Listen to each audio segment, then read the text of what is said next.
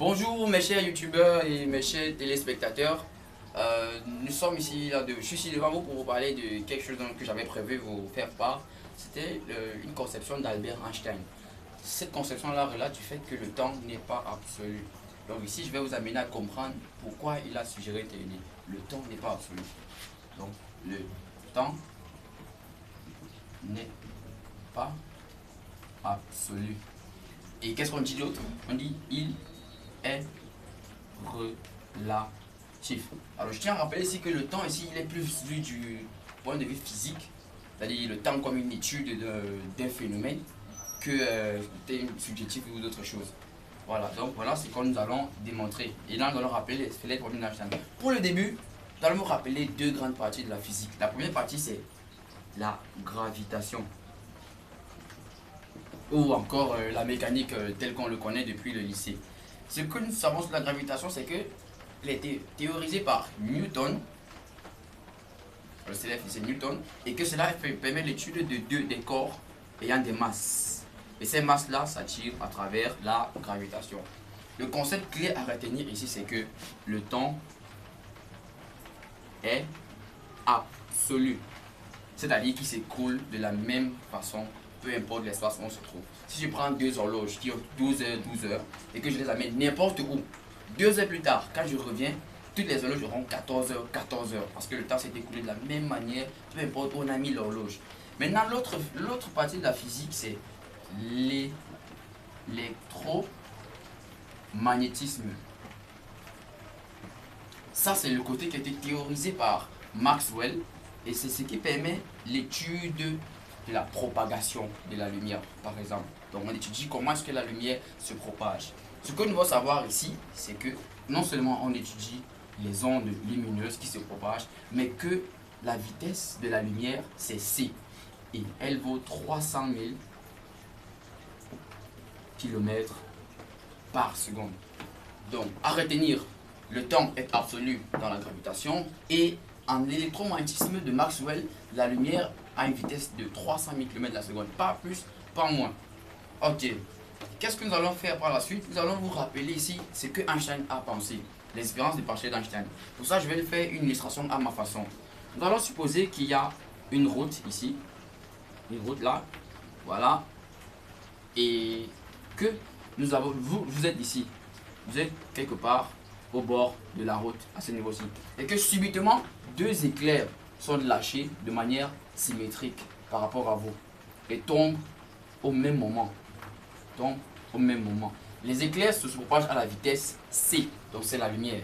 Les deux qui tombent au même endroit à la même vitesse vont toucher le sol au même moment. Voilà ce que vous allez voir ici au milieu, parce que quand ça va toucher le sol, l'information va arriver auprès de vous.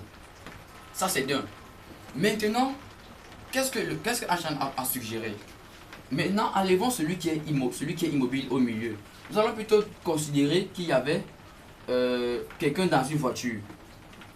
Quelqu'un dans une voiture qui va à une vitesse donnée et à une vitesse v donnée. Il est au milieu quand les deux sont lancés.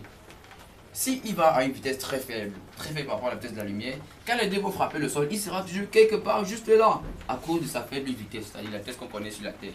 Mais Einstein s'est demandé, et si la vitesse allait très vite, se rapprocher même de la vitesse de la lumière, qu'est-ce que cela implique? Ça veut dire que lorsque les deux sont lancés au même moment et qu'ils tombent à la vitesse c, quand ils vont toucher le sol, lui, le bonhomme ne sera plus là, mais il ne sera plus au milieu, parce que voici le milieu ici, il sera déjà quelque part ici, durant sa trajectoire.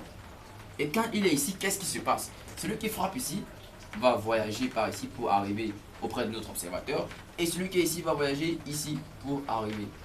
Qu'est-ce qu'on sait?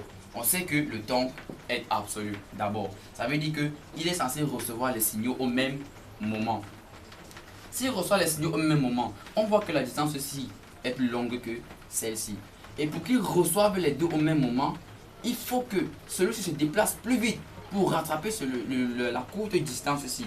Donc, étant donné que ça va à la vitesse c, celui-ci doit aller à la vitesse de la lumière d'abord, comme c'est la lumière, plus une vitesse u.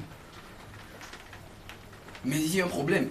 Comment la lumière peut aller à une vitesse de la lumière plus et encore une vitesse. Alors que Maxwell a suggéré que aucune vitesse ne peut dépasser la vitesse de la lumière. La lumière elle-même a sa propre vitesse. Einstein a compris que soit Maxwell avait tort sur la vitesse de la lumière et que le temps est absolu, c'est-à-dire qu'on va voir les deux événements au même moment, soit alors la vitesse de la lumière est la même. Et laissez-moi vous montrer un truc. Si la vitesse de la lumière est la même, si ça là se propage à C ainsi que ça là à C, ça veut dire que la distance aussi étant plus courte et ça là plus longue, la vitesse va prendre plus de temps à arriver et ça là va durer peu de temps.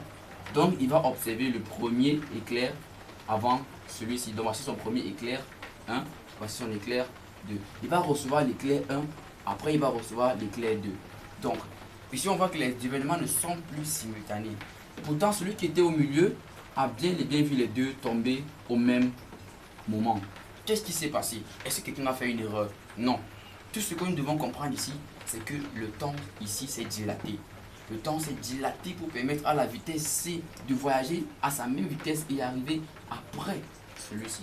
Donc voilà là la pensée, après la pensée que Albert Einstein avait lorsqu'il a compris que le temps n'est plus absolu, mais il dépend du référentiel où on se trouve. Soit dans le référentiel fixe, soit dans un référentiel mobile. Merci. Surtout n'hésitez pas à liker ma vidéo et à partager, et ainsi qu'à vous à souscrire à la vidéo. Merci.